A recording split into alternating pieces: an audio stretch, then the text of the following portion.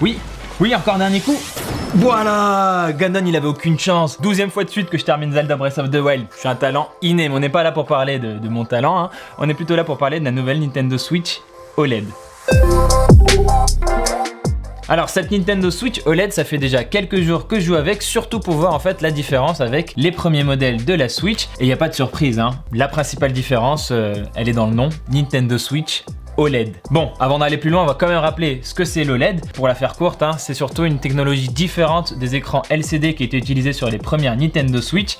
Et la promesse, en fait, c'est que les contrastes sont bien meilleurs. Pourquoi? Parce qu'en fait, sur l'OLED, les pixels noirs, ils sont vraiment éteints. Ça veut dire qu'on a du vrai noir, alors que sur une dalle LCD, les pixels noirs, ils ont quand même une sorte de rétroéclairage derrière qui fait que le noir, il est pas vraiment noir. Résultat, sur la Nintendo Switch OLED, on nous promet des couleurs plus belles, plus vibrantes et du coup une meilleure immersion sur cet écran qui non seulement est OLED mais a aussi une diagonale plus grande de 7 pouces et on peut le voir aussi des bordures beaucoup plus fines que sur les anciens modèles. Donc globalement, on a un meilleur écran et en plus, il est plus grand. Alors qu'est-ce que ça donne au quotidien? Là, je vais vous donner mon ressenti personnel. Et ben moi, ce qui m'a le plus marqué, c'est pas tant la qualité OLED. Alors, je dis pas qu'elle n'existe pas, hein. On ressent effectivement qu'il y a des couleurs plus belles, que le jeu auquel on joue est plus agréable quand même pour les yeux. Surtout que moi, je viens quand même du modèle de 2017. Hein. On sent qu'il y a eu un gros coup de vieux après toutes ces années. Mais vraiment, moi, ce qui m'a le plus marqué, c'est vraiment ces bordures plus fines. C'est là que l'immersion vraiment se joue. Donc en fait, si j'avais jamais joué à une Nintendo Switch avant de tester ce modèle-là,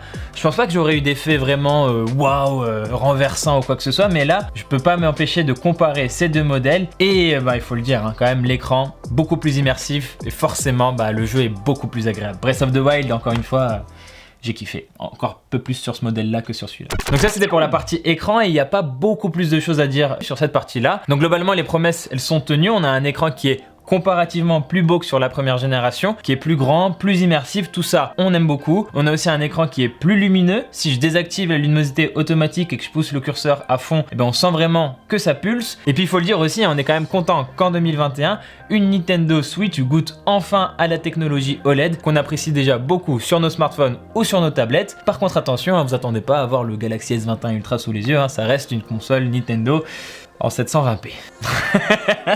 Sur cet écran de 7 pouces, hein, du coup qui est plus grand que la précédente génération, on aurait quand même aimé une définition à 1080p pour avoir un peu plus de finesse, mais bon, lâche pinaille. Et puis on peut aussi comprendre que la console, elle est sans doute pas assez puissante pour faire tourner des jeux en Full HD. Et en plus de ça, faut aussi rappeler que la philosophie de Nintendo, ça n'a jamais vraiment été de rechercher la puissance et la fluidité absolue. C'est plutôt des jeux qu'on peut apprécier pour ce qu'ils sont, quoi. Mais bon, l'écran de la Nintendo Switch OLED, c'est pas la seule nouveauté qu'elle apporte. Heureusement, hein, sinon cette vidéo, j'aurais pas grand chose à vous dire.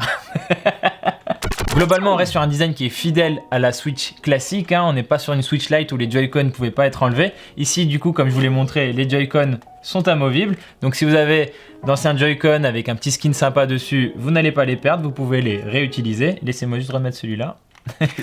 Voilà. Mais au-delà de ça, il y a vraiment deux choses qui font vraiment la différence sur cette Switch OLED. La première chose que j'ai remarqué tout de suite à la première utilisation, c'est ça. On a enfin un trépied solide qui tient et en plus on peut régler vraiment comme on veut la hauteur. Ça change mais tellement de l'ancien modèle. On a ce pauvre truc là de mauvaise qualité. Ici c'est rigide, c'est solide, c'est rassurant. Du coup là je vais jouer une partie avec les Joy-Con détachés. Je suis tranquille, je peux être dans un train, ça bouge et tout, le truc il tient. Ça c'est vraiment peut-être l'ajout qualitatif le plus marquant pour la Switch OLED sur le design. La deuxième chose qui marque vraiment avec cette Switch OLED, c'est son poids. Elle est quand même considérablement plus lourde que la Switch classique et ça va se ressentir plutôt à la longue, après 30 minutes, 2 heures, nuit blanche.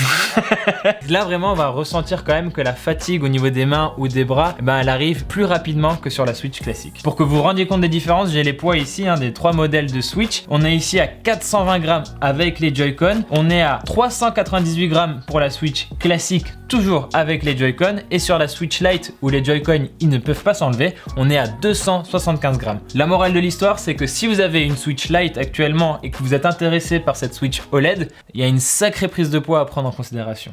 Sinon, il y a d'autres petites différences à observer avec cette Nintendo Switch OLED au niveau du design.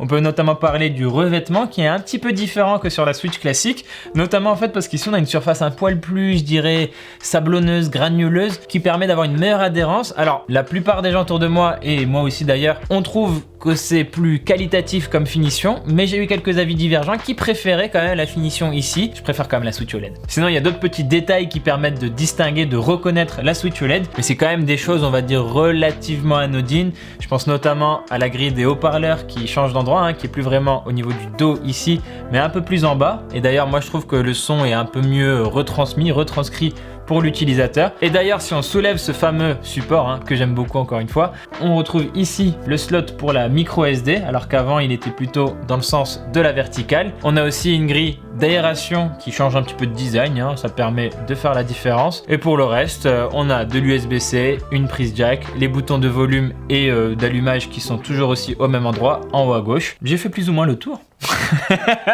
Bon, maintenant on peut parler du dock, enfin ça je jette, non. Je rigole. Le dock, il est là, il est devant vous. Vous le voyez, il est né plus noir ici, il est blanc et il a des petits coins arrondis, mais ça, on va dire que c'est des petits changements esthétiques. La vraie grande nouveauté sur ce dock pour la Switch OLED, attention, c'est qu'il a un port Ethernet.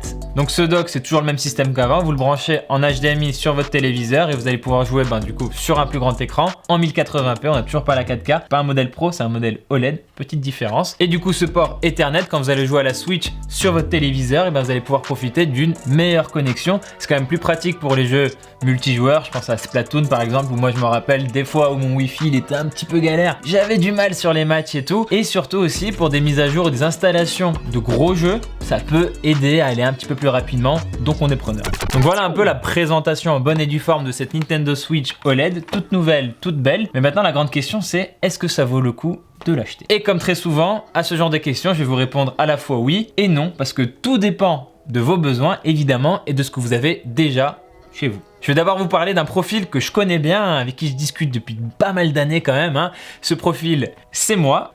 Moi en fait, j'ai la Nintendo Switch de 2017. Et on a ici une vieille puce Tegra X1 qui avait quelques petits soucis d'autonomie en général. Globalement, vous voyez que la batterie, elle pouvait fondre en fonction des jeux. Sauf que quelques années après ce modèle 2017, il y a une autre Nintendo Switch, toujours classique, mais avec une puce un peu améliorée en termes d'autonomie. Et cette puce améliorée, on la retrouve sur la Switch OLED. Du coup, on a vraiment une endurance plus confortable. Si vous voyagez, vous faites un long voyage en train et que vous n'avez pas forcément une prise à disposition, vous allez pouvoir jouer plus longtemps. À titre de comparaison, sur la Nintendo Switch OLED, je peux viser les 5 heures de jeu sur Breath of the Wild. Ça va dépendre, on va dire aussi, de la luminosité de l'écran. Dans les mêmes conditions, avec celle-là, franchement 3 heures, je suis déjà bien. Autre différence importante aussi, si vous n'avez pas de micro SD, ici sur la Switch OLED, on a un espace de stockage interne de 64 Go, donc c'est un petit peu plus confortable que les pauvres petits 32 Go de la Switch classique qui se remplissent quand même vraiment vite. Et pour continuer sur le profil qui est le mien, moi je joue beaucoup en portable, donc avoir un écran comme ça OLED plus immersif, plus beau. Si vous avez plutôt l'habitude de jouer en salon sur votre télé, vous êtes un peu moins concerné par cette nouveauté parce que l'OLED finalement, vous n'allez pas en profiter plus que ça. Du coup, si comme moi vous avez un modèle Switch de 2017, ça vaut peut-être le coup effectivement d'acheter la Switch OLED si vous voulez un meilleur confort visuel en plus d'une meilleure autonomie à chaque fois que vous allez jouer en mode portable. Par contre, si vous avez une Switch qui avait déjà été mise à jour avec la nouvelle puce, là sur l'OLED vous n'aurez pas un énorme gain d'autonomie, voire pas du tout il me semble. Et en plus de ça, l'écran avait déjà aussi été amélioré, donc pareil sur le confort visuel, on n'est pas à un niveau incroyable de différence. Ensuite, si vous avez une Switch Lite, donc vous êtes un joueur 100% portable, mais que vous êtes quand même intéressé par ce modèle-là, là c'est purement et simplement une question d'ergonomie. Est-ce que vous avez envie de pouvoir jouer avec les Joy-Con détachés? Et est-ce que vous avez vraiment envie d'avoir cet écran plus immersif? Là, je vous laisse juger. Sachez juste en tout cas, encore une fois, que le modèle OLED, il est quand même considérablement plus lourd que le modèle Lite. En fait, pour résumer tout ça, c'est simplement cette Nintendo Switch OLED, on peut la voir un petit peu comme une mise à jour légère des consoles, mais qui essaye de taper sur un public encore plus large en visant à la fois les gens qui veulent une meilleure expérience visuelle pour leur jeu en mode portable et les personnes qui veulent aussi une expérience en salon sur leur téléviseur plus rapide en termes de connexion. En visant plus large, ils auront peut-être plus d'utilisateurs. Maintenant, est-ce que vous reconnaissez dans cette description? Dites-le nous dans les commentaires. Cette Switch OLED, Nintendo n'a pas encore dévoilé le prix officiel en France, mais au moment où où je vous parle, on la trouve déjà sur beaucoup de sites e-commerce comme ça à 349 € pour une précommande. Et la Switch OLED, elle sort le 8 octobre en France. Voilà, c'est tout pour cette vidéo. Merci de l'avoir regardé jusqu'au bout. N'hésitez pas à vous abonner à notre chaîne YouTube et à nous suivre aussi sur Twitch. On est en ce moment même en train de parler de la Switch OLED avec Arnaud ou Anthony, je ne sais pas encore, je ne vois pas encore dans le futur. Et on est aussi sur Instagram, Facebook, Twitter. Quant à moi, je vous dis à très bientôt dans une prochaine vidéo sur Frandroid.